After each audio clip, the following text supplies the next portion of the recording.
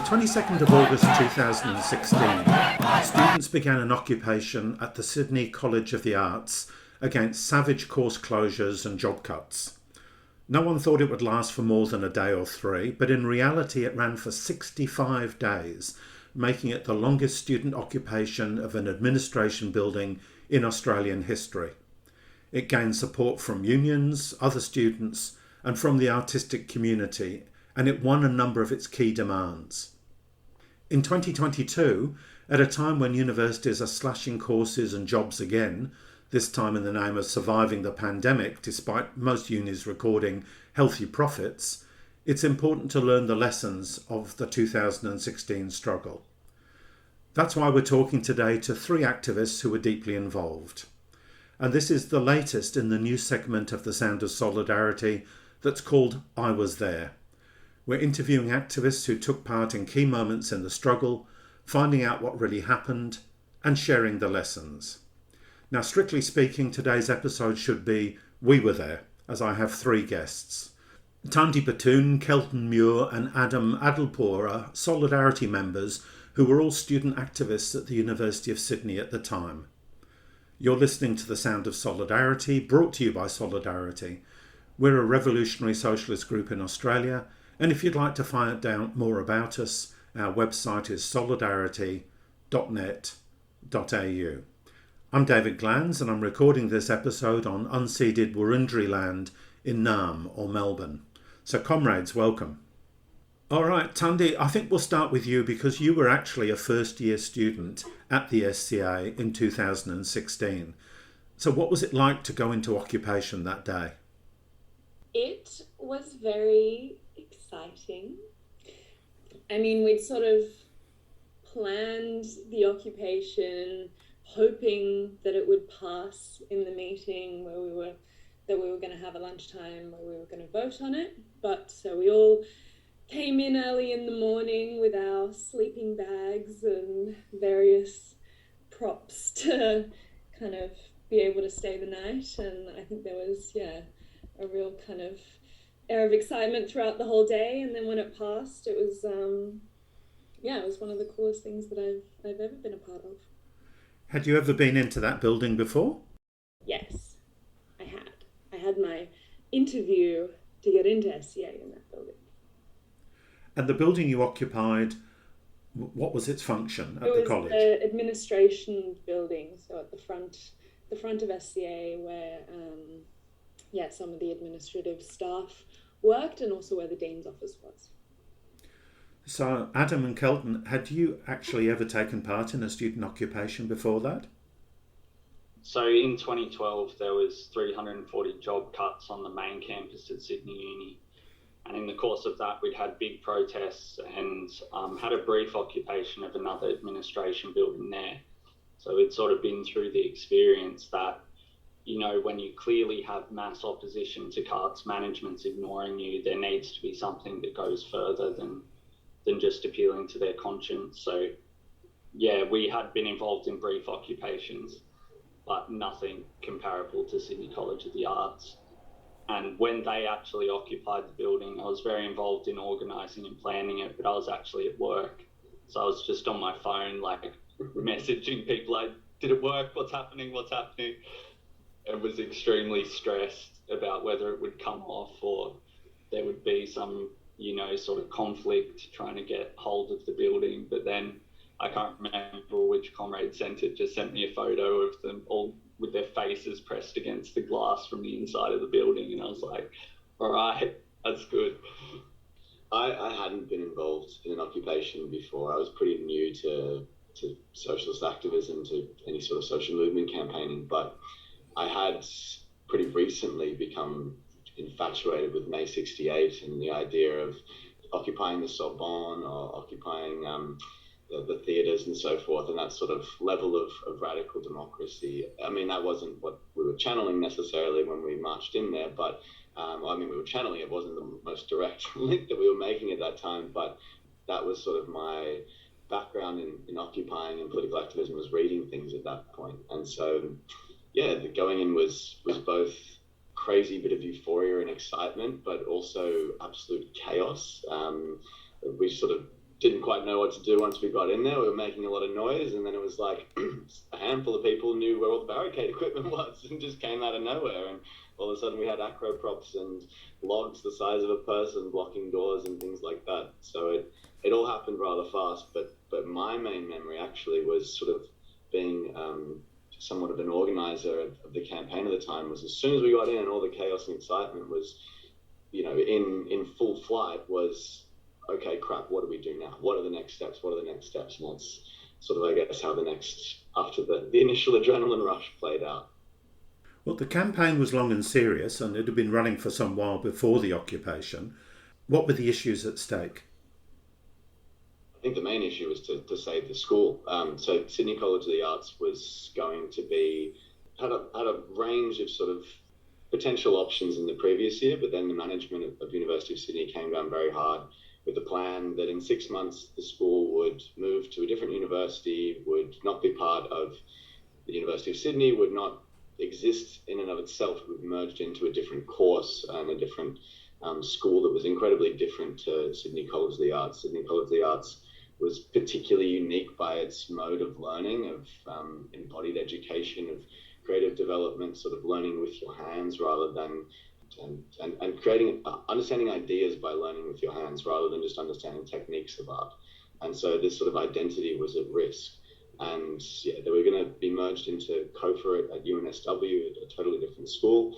But beyond that, I think bigger sort of questions came to the fore as well of what should our education look like? How should we deal with neoliberal society that keeps cutting away at things? And so those macro issues came into play alongside the very real struggle that was our art school's going to be closed. We're not going to be able to finish studying. We're not going to be able to do our PhDs. Our teachers are going to lose their jobs, and everything that came along with that specific threat. I think as well, as that, it also, the closure of SCA was coming at a time where art schools all over Australia were kind of under threat, and it wasn't just SCA specific, but actually Australia doesn't have a whole lot of art schools, particularly not good art schools. And SCA was quite specific, but also like in its educational approach, I suppose, but also in terms of the studios that it offered. It was one of the only places in the country that you could do glass work. Same with like the sculpture and ceramic studios were kind of quite unique. And SCA was a specific problem, but it also kind of it was a threatening time for like arts education all over the country. And certainly it was felt by people at other art schools as well. Now, the University of Sydney is very big and very, very rich. It turns over billions of dollars a year. I can't remember if it's 2 billion or 3 billion, but it's a very big business that makes a lot of money and gets a lot of donations from alumni.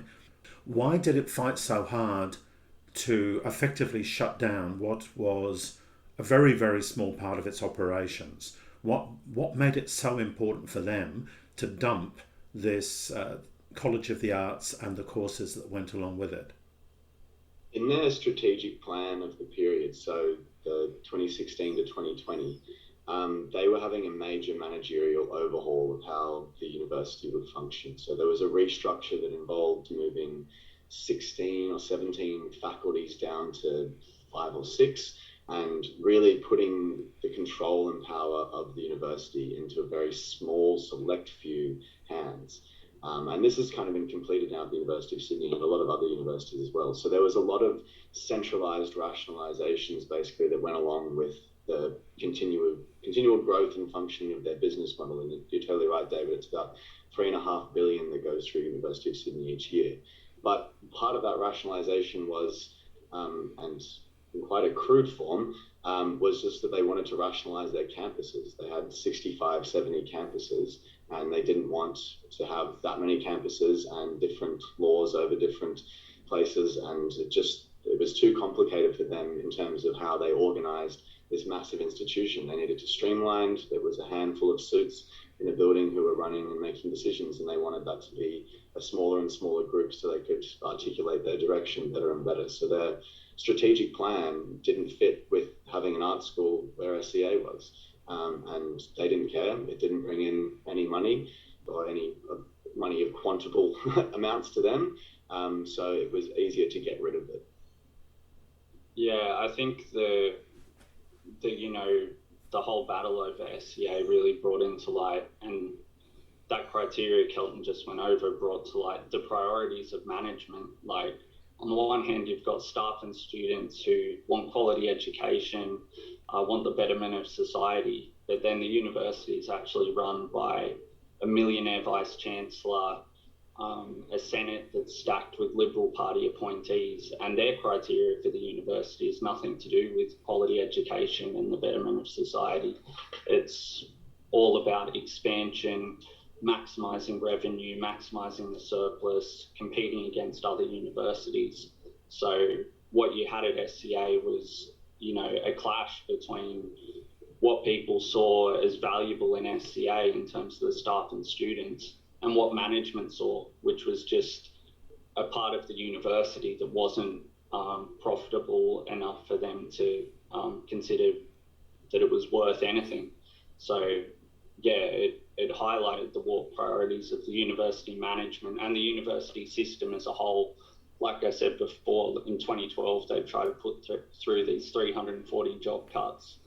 And the criteria for whether your job was cut was how many publications you had made, not whether it was a book, whether it was a brilliant contribution. It was just how many. So the degree factory was alive and well in the ranks of senior management, but it was completely at odds with what staff and students saw as valuable about SCA. So as socialists, how do we think universities should be run? Well, they should be run for need, and they should be run by the people who are involved in them. What does society need should be decided by the society, not by a handful of unelected bureaucrats who are fighting over competitive advantage over other universities and a certain surplus margin that they can reinvest in new infrastructure to attract new international students. The university should have more than a modicum. It should be entirely run by students and staff in terms of the decision making involved in what do we teach, how do we teach it, and what comes along with that education. And I guess one of the very interesting things about the struggle at Sydney College of the Arts was that a bit of that university began to exist. Some of the staff who I talked to after, when I was interviewing for my honours thesis about the campaign, talked about the most vibrant art school they'd ever seen was the time during the occupation. It was running film screenings and educational nights. It was making decisions about how to actually make the school they wanted to make. It was, cursory or beginning discussions about how to make a new art school beyond the University of Sydney one, and what should that look like, and mocking up sort of little manifestos about what that would be. And it was really the human relationships and the challenge and the way that we learnt about fighting the university that was a different sort of education. It was a very embodied education which fit with the education of Sydney College of the Arts, of learning by making. And I think that's what we see as socialists, both about the process of creating that university is one that happens in the activity of fighting it, and the democracy comes out there, and it did in the campaign, but also, we make the decisions about what we need and what we want as a university, and not as a management. Let's go back to the occupation. All right, it was a real adrenaline rush and a bit of a surprise when you got inside. And I think, as you've already said, then suddenly the question is posed, what next? No one goes into struggle expecting the struggle to be elongated. No workers go on strike expecting to be on the picket line for weeks on end. And no one goes into a student occupation expecting to spend 65 days there. So what was life like inside the occupation? How did you make sure that you survived, physically, mentally, politically? And what did you do to spread support? Thandi's mum brought cake. First day, everyone remembered that. Did I? I don't remember that. Yeah. I'm not sure that's true, but okay. Someone brought cake. Okay, someone brought cake. Let's move on. Let's move on to even bigger issues than cake. Well, I mean, I think that's an interesting question. How do you maintain how do you maintain an occupation, but what is also the point of maintaining an occupation? When what is the function of that kind of a tool, I suppose, in struggle? And I think what we learned was that it's very hard to maintain an occupation for 65 days. It's hard to maintain any campaign long term, actually, and to keep people involved and to keep people struggling and to maintain investment in something that is quite challenging and to get new people involved in it. And I think one of the things we found with the occupation was that trying to maintain it actually meant that we weren't going out and talking to as many kind of new students on campus and getting them involved outside of the occupation as we probably could have been. We weren't as good at going into classes and, you know, having those conversations with classes and getting them in to the occupation. You know, that's probably something that could have been done a bit better. But the difficulty of kind of finding people that were going to stay in the occupation and man it overnight became more and more difficult as time went along.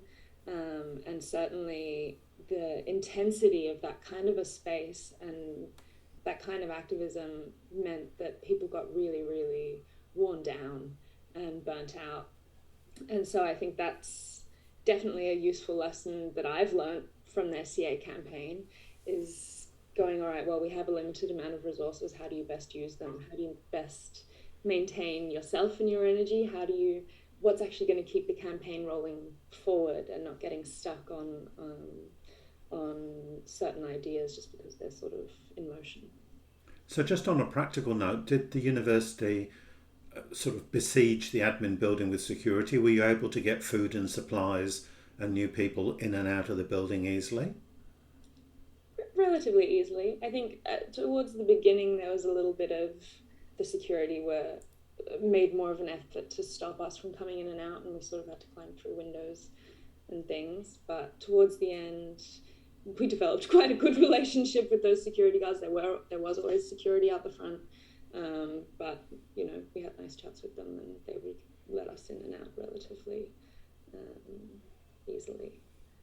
So what did you do to spread support? I know you're a little bit self-critical there, Thandi, about not doing enough to spread to students, but the occupation did win broader support. There was support from students and there was support from union members. So what steps did you take? That was something I was very involved in. I actually didn't go into the occupation when it started, partly because I saw the success of the occupation would be the solidarity and awareness it's inspired on and off SCA, just as much as the fact of it being there was the big embarrassment for management and was a testament to the extent of the opposition. So the first day they went in, when I got that message that they'd successfully occupied it, I was involved in just contacting unions, activists, anyone else who might be interested to turn up outside the occupation, show solidarity, spread the word that it was happening immediately, and sort of put it on the map as, you know, this courageous action that had happened in the face of the management that so many people knew had incredibly warped priorities in terms of the type of institution Sydney University should be. So, yeah, the first action we took was to have protests outside to support it, and also to ensure that it wasn't just physically dispersed by police. Without support outside, they would have been in a far weaker position to even survive a night or two.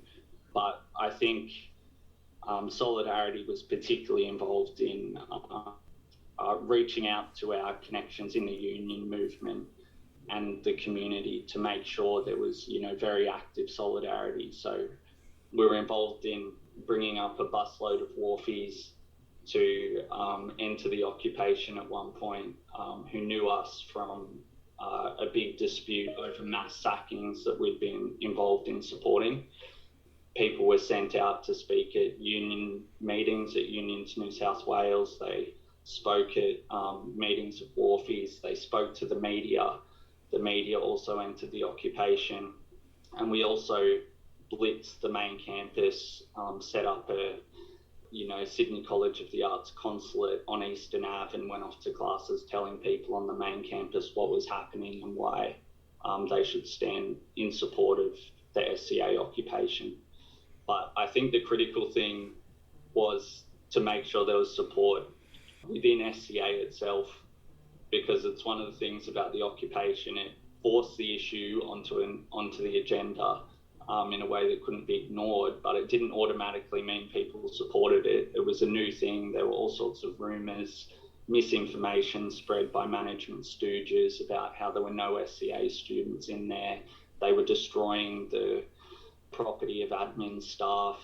People didn't even know it had demands. So I think one of the strongest things, and the reason it survived as long as it did, was when the occupation itself made a decision to turn outwards and to start making videos where everyone in the occupation would make a video at the end of the day about what they'd been doing and how the campaign was going, to make a bulletin that was handed out in the classes at Sydney College of the Arts, and as people entered the building, going over the demands, responding to the latest lies by management, responding to what they said in the media. And you could see the tide turn in favour of the occupation in the classes from that work. And there was actually a day where the occupation decided to open up a few days in and to invite more people inside and to go out and have a meeting and talk to students. So I think that was the reason it was able to continue as long as it did. I think that's totally right. Like, that outward facing approach had to be a very conscious decision that we made. It was very easy, as Thandi was saying, to be inside the occupation and think, all right, this is the fight. How do we make sure that this keeps happening? Can we find one or two more people? Do we just call them and try to get them in, sort of thing? Oh, there's someone from UNSW who wants to come and be part of it. That's all great, but the political questions over was this occupation going to be raided by the police was not really a question of just like the police. It was a question of actually how much political support did we have. And so uni management really batted on us. Like they disconnected the Wi-Fi at SCA and said that we had done that and we were tampering with the Wi-Fi. And so, yeah, we had to really actively take that on. There was a lot of very serious lies, and that meeting, I think it was called Meet the Occupiers, where we went out and had that discussion, and 50 people came along, and then the Wharfies bus came sort of at the end of that, and they were able to provide a picket to actually get into the occupation, and 50, 60 people entered the occupation and sort of witnessed what was going on, felt this collective sense that this is our occupation, not an occupation happening over there. But that question was constant of maintaining the middle at SCA and trying to maintain and build a periphery at the main campus. Like, that was what was going to win us this campaign. It's if the whole university was an open revolt, and the university couldn't be an open revolt if SCA wasn't entirely an open revolt. And so we fought very, very hard for that. That was the political meat and bones of the post-euphoria. What do we do? Is how do we get in touch with those people? And I've been in other occupations since where we didn't have that sort of periphery, even though it was at the main campus, and there could have been thousands and thousands of students. And by the end of the day, we were gone. We were out. There needed to be, enough people willing to put themselves on the line in front of the police or cause a disruption. There had to be enough support in some sort of broader way.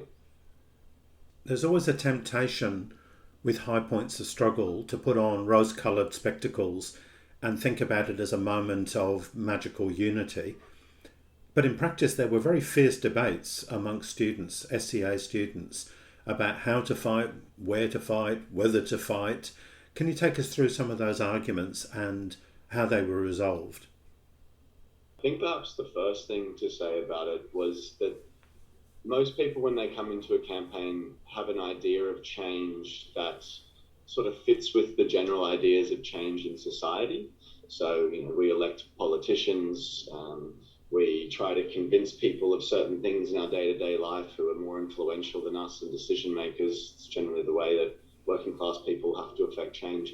And so I think that sort of came out in the campaign as well, and particularly sort of as artists had been at SCA had been taught that what you do makes a difference, and that's totally true. Their art is important and does make a difference, but in terms of also the idea of shaping society, that the art that you make can have a positive impact on the world. And so there was very much an idea amongst a lot of SCA students that the best way to fight was to make a painting that would convince the management that would be, this was the value of the school. We can convince them of the value of the school. Our voice needs to be heard so they can listen and change their minds, essentially.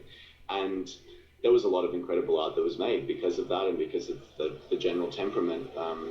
And it's not to say that art shouldn't have been made, and that was, I think, one of the really vibrant parts of the campaign, was that it was so beautiful and colourful and involved so much creativity in such a quite profound way for a lot of people. But there was a debate over whether could art change the decision makers, or did we have to disrupt? Was there something more than just a bad idea in their head that had to be knocked out of them? Was it a political fight that actually the disruption involved in making it untenable for them politically to go forward? And that was a tension that raised its head in various ways at various times, but that idea that we could lobby decision makers played under the surface in various formations, whether it was keeping donors on side, whether it was keeping middle management rather than just upper management on side. We can work with that person, they can help us, rather than we're going to actually just make a statement that's so loud it cannot be ignored. And one of the beauties of the campaign was we made a statement that was so loud it couldn't be ignored, and it had a lot of success therefore. But we didn't go far enough as well, and that was, I think, due to that debate in a certain way, that there weren't enough people convinced of banging the drum of war so loud. Yeah, I think that's right. I think as like my experience of it, I hadn't done any activism before. I hadn't been involved in any kind of politics before. All of it was very, very new. And my personal transformation in that process was, I guess going from thinking, all right, who do we get to change this?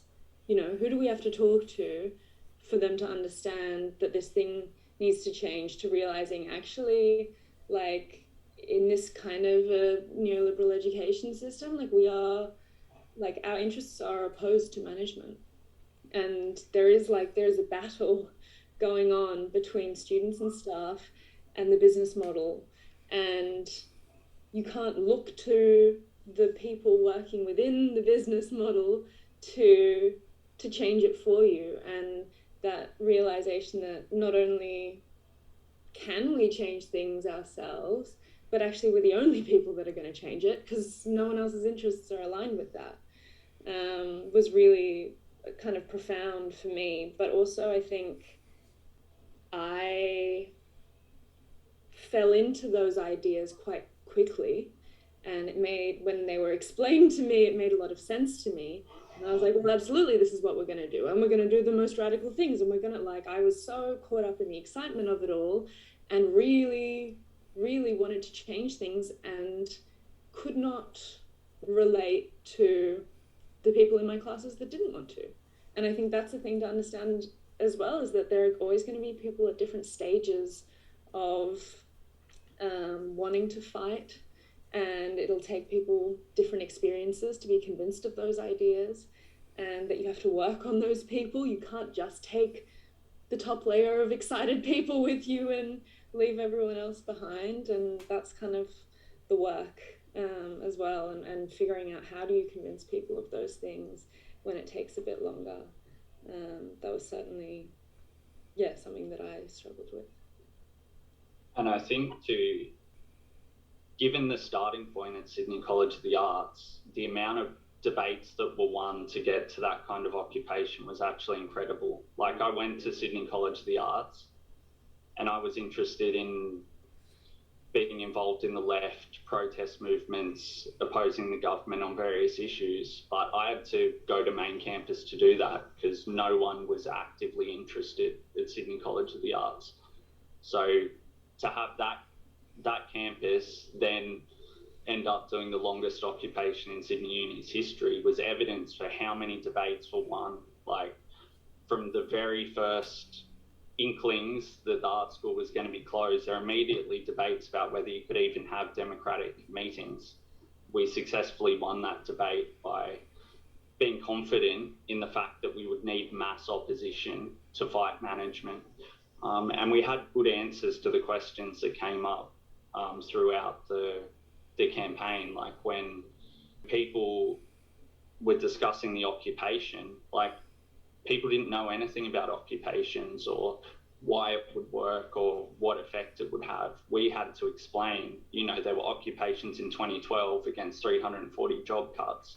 We stopped half the academic job cuts. We won something. This is proven to work, and we had convincing answers to the questions, particularly for the core activists at Sydney College of the Arts.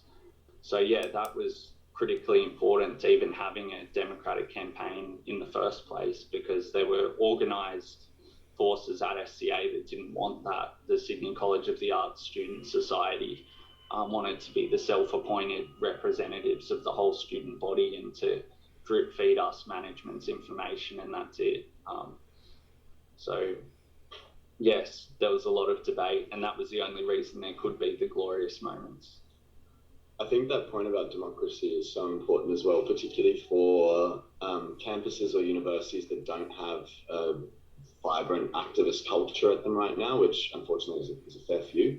The sort of general politic that's, whether it's coming with the ideas of lobbying management in some way, trying to find the decision maker and convince them of something. The next one is, I'll run the campaign, I have some skills in doing this, and you and other people can help out with it. That just is replicated, whether it's the classroom and the teacher, whether it's the business and the boss, or the workers and the boss at a company, whether it's representative democracy, all of these sort of ways where someone else makes decisions for you. And that just doesn't work in a campaign to actually get mass involvement. And so that first level, we actually had to have a vote on, did everyone want to vote on things? And that sort of basic level, rather than someone telling us, this is what you're going to do, this is what you're going to do. We never would have been able to get people to come inside the occupation if they weren't the ones owning it and putting their hand up and voting for it themselves. We never would have gotten all these students to go on strike if they didn't feel involved in the process. And also, we wouldn't have gotten a whole bunch of other really interesting and wonderful ideas and energy if people weren't, putting their own foot on the pedal forward and holding the steering wheel themselves. And that really came from actually having debates in democracy, even if sometimes you didn't win all the debates, so you had to discuss for hours and hours and hours on end. That was crucial to allowing this to flourish. So when there's not an activist culture at campuses or at universities, I think that's the fundamental first point, is to have open organising meetings, open discussion, and ways that can get a layer of people who are not involved in anything previously to feel like they're taking ownership over something. That raises a really interesting question about the tension between mass, open, participatory campaigns and the role of organised socialists. Adam earlier said, we did this, we did that, which I think was shorthand for solidarity members did this, solidarity members did that. So how do you resolve that tension between being organised and offering leadership and having an open and democratic campaign? How do you get the balance and the interaction right? Your ears need to be as big as your mouth. You have to be able to listen again and again and again, and there has to be something between your ears and your mouth that actually processes the information. It can't just be like, oh yeah, that's what you think, cool, well this is what I think, you should do this. There has to be a genuine connection. Like, that's one of the other beautiful things about this campaign, is the relationships that people built. Like doing my thesis and getting to talk to people again about their experience 5 years later. It was like the amount of people who cried or said, oh, do you remember that? And grabbed my arm and said something like in that sort of way. Like the connection, the relationship was so real. We went through something that wasn't just, let me tell you what to do, but was, how are we going to do this together? I have a whole workbook of ideas from past struggles.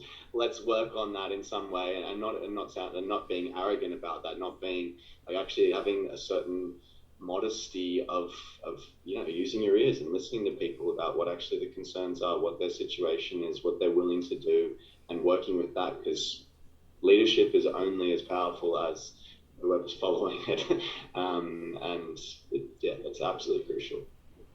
I think within that as well, it's like, yeah, I guess the modesty thing that you're talking about somewhat is understanding that, like, when you're going into a campaign and you're entering someone else's space, essentially, whether it's a workplace and you're, joining a picket line, or whether it's a something like SCA, where a lot of, in fact, all of the Solly members that were involved were at Sydney Uni, but none of them were at SCA.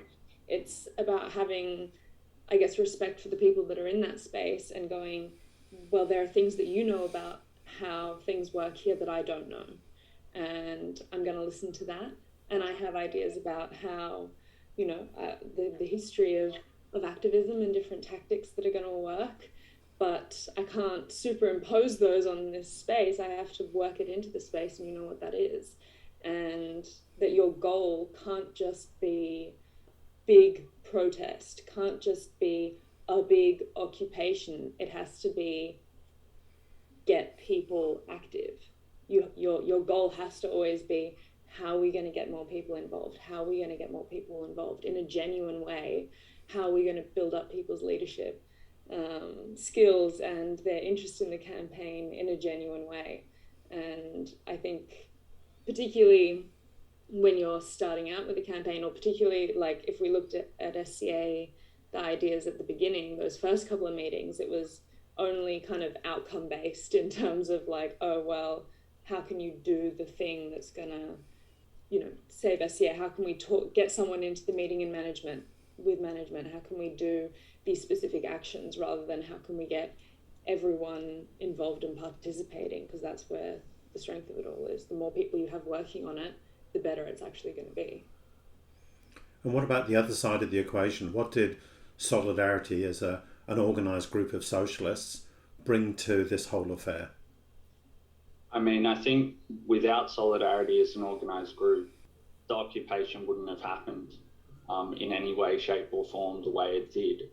But our success wasn't in us being the most radical, us being, more revolutionary than everyone else. It was the fact we were able to bring people with us and argue the next step correctly in the campaign. So if we'd gone into that first meeting where there was a debate over whether to even have a protest and said, all right, guys, we need to be radical, we need to occupy the management's office, let's go, we would have, had about 5 people vote with us. But we argued for the protest and argued in the context of the very first protest that it would be ignored and we would have to go further in future.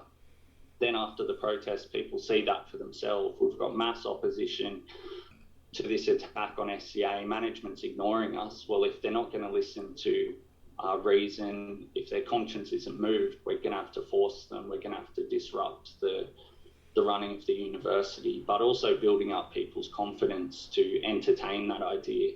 Like when there was the first student strike, we did a short disruption in the main campus admin building, which sort of acclimatized people to the fact you could break the rules of the university, you could disrupt things. And with that confidence and experience, they were far more likely to, support occupying an admin building and taking that action. So it was, listening to people so we could judge where they were at and what the next step was, rather than just proselytizing about the end goal. And it contrasted sharply with another socialist group turned up at the first protest and rammed into the security and made a show of how they were the most radical. And, a lot of the students there were like, oh, what the hell, we just want to do a protest.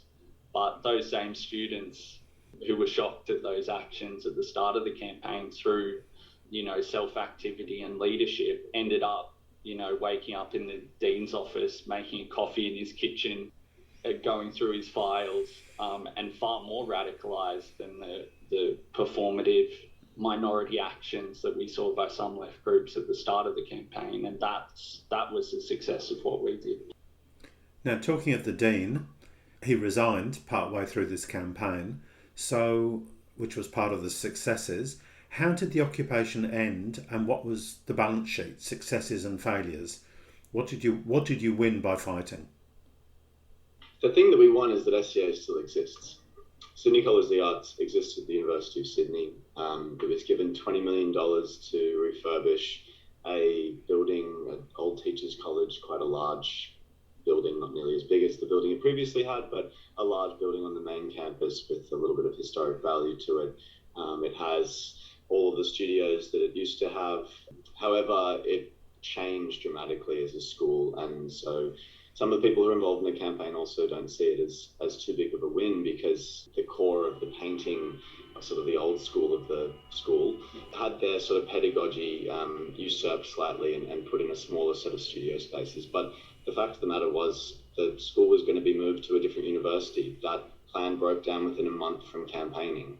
That plan was all systems go, and then a month later, email totally U-turning, and it will stay at the university. We're going to figure out how it's going to stay at the university.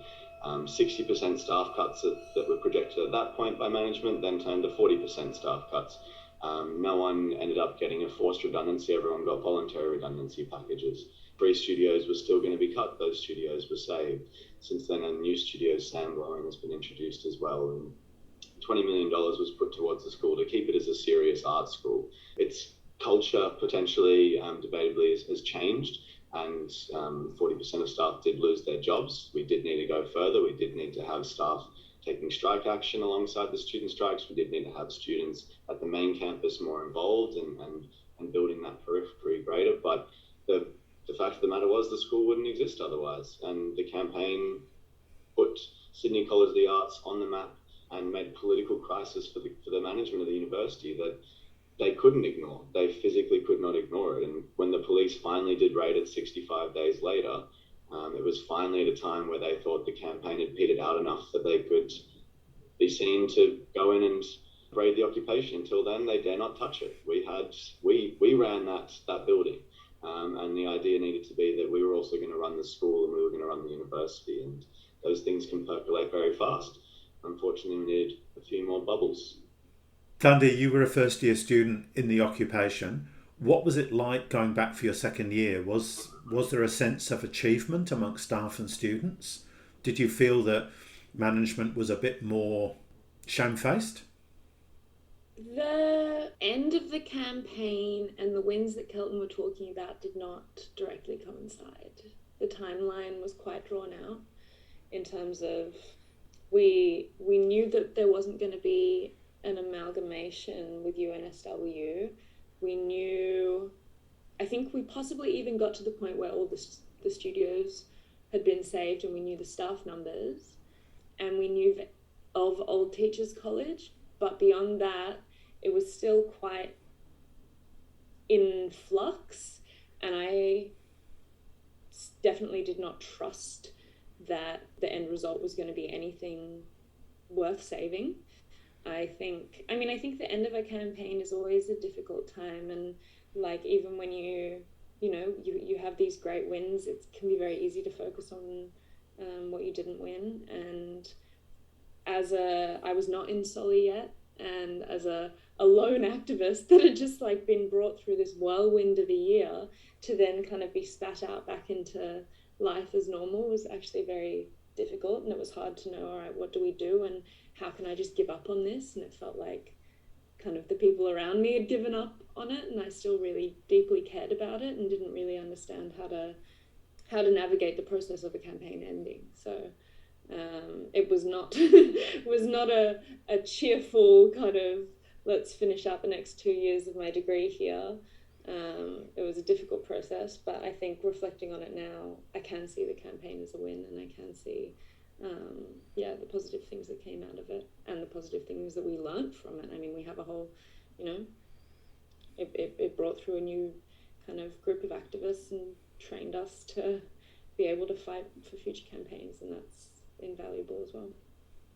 Well, in terms of lessons, my last question is quite simple.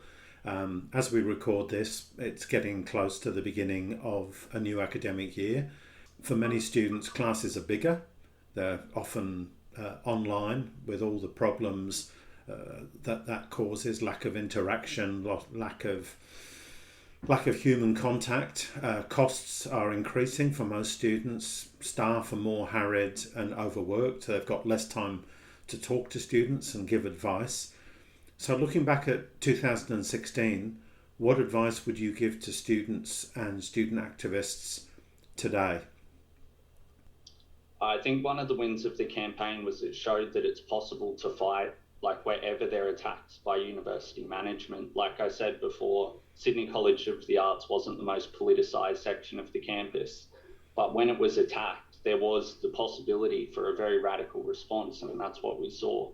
And that possibility is everywhere where there's job cuts, course cuts, overcrowding, an erosion of the quality of education, which we do see everywhere. And I think that's one of the things about the victories of the campaign. It changed the horizon of what's possible. I think prior to that, the kind of student occupations, mass student action strikes we saw at SCA would have been seen as something nostalgic that happened in the 70s and wasn't it great back then, whereas we made it something that can happen now, that has to happen now. Yeah, I think on that sort of that classic phrase, dare to struggle, dare to win, really played out. But now we have a sort of a backboard to bounce off of, because these things just keep happening at universities. There's always the possibility. There's teachers, beloved teachers, who lose their jobs. There are courses that get cut that people really like doing. There's all sorts of attacks, and yeah, it's definitely possible. Only possible if you fight back. SCA proves that. But also, I think maybe something for maybe people who are listening to this are at universities again, where there's not big campaigns that regularly happen, or there is something that's happening where they're based, but there maybe is a really sort of domineering student bureaucracy and education officers or things like that try to take control. Something that I think we learned from the campaign was that it wasn't up to, and that was the idea about democratizing. It wasn't up to a couple of people from the NUS or the SRC to make the decisions for the campaign. If you had enough people involved, if you cohered a student body to do something, if you actually built those relationships, then that was taken out of their hands. And that sort of tension comes up a lot, particularly at Sydney University, where you've got these education officers or these factions who run and organise these things. But really, it's not so much about them. It's much more about, what do students want to do and what do students think? What will students mobilise around? Can you organise something that will make students do something, go into political activity to struggle? And I think that's a lesson from SCA, that you can do that even at one of the universities with the largest sets of factions and so forth on the campus. Actually, you can build an organised democratic campaign that's based around students, but you need to find out what students want to do to fight about. So what do students want to do to fight? Where is their energy going towards? Where can they be mobilised? And that starts with basic things like petitions, conversations, an organising meeting, getting some people involved in that sort of way. But SCA, I think, proves that you also, at any university, can build any campaign as long as you find those students to take that energy forward. And maybe one other final lesson, and we went through this before, but the sort of role and necessity of revolutionary organisation in these struggles. Like, the things that we didn't win at SCA could have been won if we were fighting to take over the university as a whole. Like, this struggle about transforming education is not, we can't just be picking off individual battles over this. Like, it's where we have to start, over this teacher, this course, this school that is under threat. But that can't be the end game for actually what we're struggling for. It needs to go much further. And revolutionary politics gives you a way of understanding why the problems are systemic, which means that you're not someone who's just going to fight over a single issue, but you're someone who's going to fight the system. And that means every single issue. And building the links between that means that there actually can be some sort of organised force that goes beyond just fighting to keep SCA at Callan Park and to keep the teachers there, but fighting to transform what universities are like, fighting to transform what society's like. And that's the beauty of revolutionary organisation. It can offer something in a specific struggle, but it also necessitates that it offers something to a much broader struggle. That's crucial. Okay, that's a great note to end on. Thank you very much for your time today. You're welcome. Thanks, David.